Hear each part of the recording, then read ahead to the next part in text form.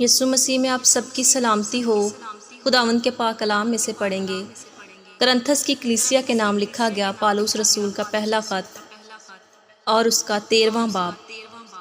کلام خدا میں کچھ یوں مرقوم ہے: اگر میں آدمیوں اور فرشتوں کی زبانیں بولوں اور محبت نہ رکھوں تو میں ٹھنٹھناتا پیتل یا جھنجھناتی جھانجھ ہوں۔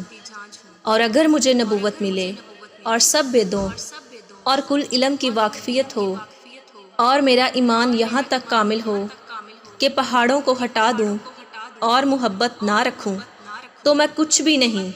اور اگر اپنا سارا مال غریبوں کو کھلا دوں یا اپنا بدن جلانے کو دے دوں اور محبت نہ رکھوں تو مجھے کچھ بھی فائدہ نہیں۔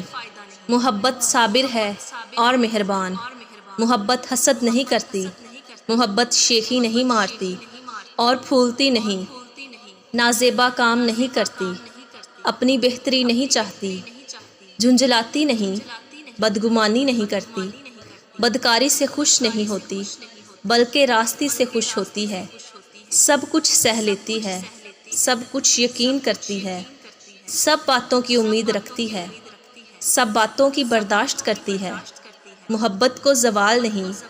نبوتیں ہوں تو موقوف ہو جائیں گی، زبانیں ہوں تو جاتی رہیں گی، علم ہو تو مٹ جائے گا، کیونکہ ہمارا علم ناقص ہے اور ہماری نبوت ناتمام۔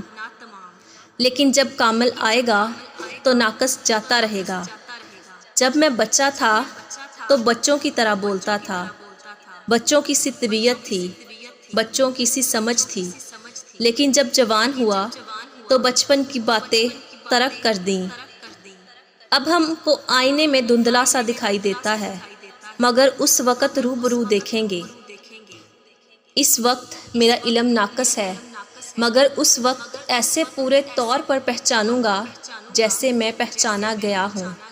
غرض ایمان، امید، محبت، یہ تینوں دائمی ہیں، مگر افضل ان میں محبت ہے۔